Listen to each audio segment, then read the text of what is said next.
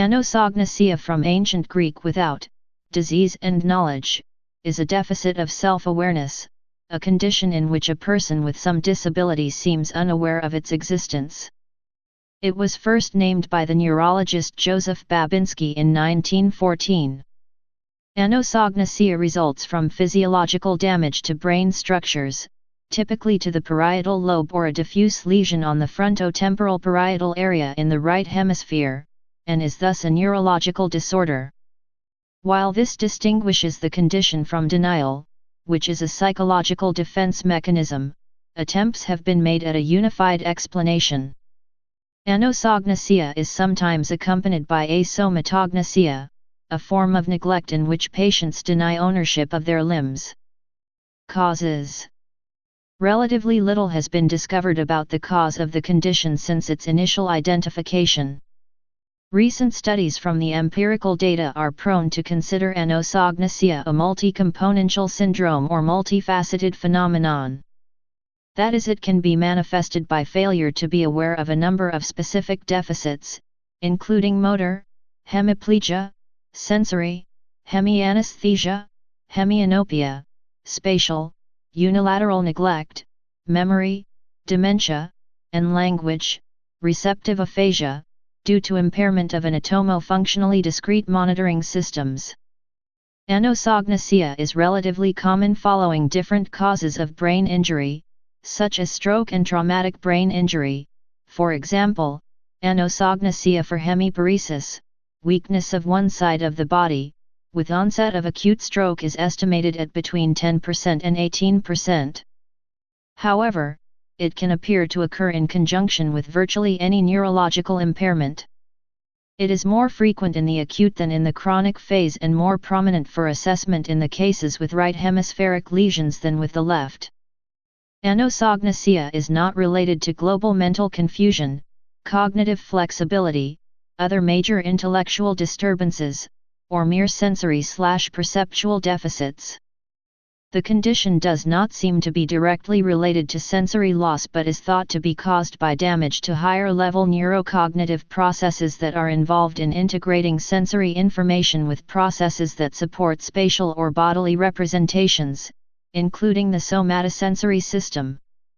Anosognosia is thought to be related to unilateral neglect, a condition often found after damage to the non-dominant, usually the right, hemisphere of the cerebral cortex, in which people seem unable to attend to, or sometimes comprehend, anything on a certain side of their body, usually the left. Anosognosia can be selective in that an affected person with multiple impairments may seem unaware of only one handicap, while appearing to be fully aware of any others.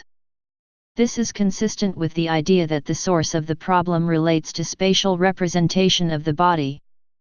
For example, anosognosia for hemiplegia, or the paralysis of one side of the body, may occur with or without intact awareness of visuospatial unilateral neglect. This phenomenon of double dissociation can be an indicator of domain-specific disorders of awareness modules, meaning that in anosognosia, brain damage can selectively impact the self-monitoring process of one specific physical or cognitive function rather than a spatial location of the body. There are also studies showing that the maneuver of vestibular stimulation could temporarily improve both the syndrome of spatial unilateral neglect and of anosognosia for left hemiplegia. Combining the findings of hemispheric asymmetry to the right, association with spatial unilateral neglect, and the temporal improvement on both syndromes, it is suggested there can be a spatial component underlying the mechanism of anosognosia for motor weakness and that neural processes could be modulated similarly. There were some cases of anosognosia for right hemiplegia after left hemisphere damage, but the frequency of this type of anosognosia has not been estimated. Those diagnosed with Alzheimer's disease often display this lack of awareness and insist that nothing is wrong with them. Anosognosia may occur as part of receptive aphasia, a language disorder that causes poor comprehension of speech and the production of fluent but incomprehensible sentences. A patient with receptive aphasia cannot correct his own phonetics errors and shows anger and disappointment with the person with whom he is speaking because that person fails to understand her/him. This may be a result of brain damage to the posterior portion of the superior temporal gyrus, believed to contain representations of word sounds. With those representations significantly distorted, patients with receptive aphasia are unable to monitor their mistakes. Other patients with receptive aphasia are fully aware of their condition and speech inhibitions, but cannot monitor their condition, which is not the same as anosognosia and therefore cannot explain the occurrence of neologistic jargon. Psychiatry. See also, Insight in Psychology and Psychiatry. Although largely used to describe unawareness of impairment after brain injury or stroke, the term anosognosia is occasionally used to describe the lack of insight shown by some people with anorexia nervosa. They do not seem to recognize that they have a mental illness. There is evidence that anosognosia related to schizophrenia may be the result of frontal lobe damage. E. Fuller Torrey, a psychiatrist and schizophrenia researcher, has stated that among those with schizophrenia and bipolar disorder, anosognosia is the most prevalent reason for not taking medications. Diagnosis. Clinically, anosognosia is often assessed by giving patients an anosognosia questionnaire in order to assess their metacognitive knowledge of deficits. However, neither of the existing questionnaires applied in the clinics are designed thoroughly for evaluating the multidimensional nature of this clinical phenomenon, nor are the responses obtained via offline questionnaire capable of revealing the discrepancy of awareness observed from their online task performance. The discrepancy is noticed when patients showed no awareness of their deficits from the offline responses to the questionnaire but demonstrated reluctance or verbal circumlocution when asked to perform an online task. For example, patients with anosognosia for hemiplegia may find excuses not to perform a bimanual task even though they do not admit it is because of their paralyzed arms.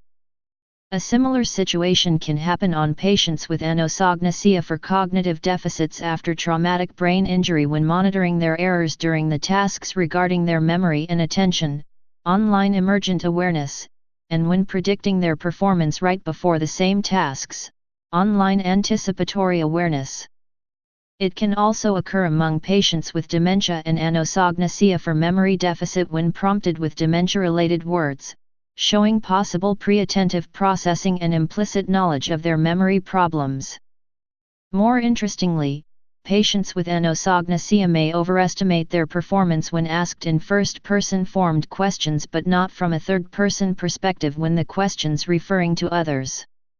When assessing the causes of anosognosia within stroke patients, CT scans have been used to assess where the greatest amount of damage is found within the various areas of the brain.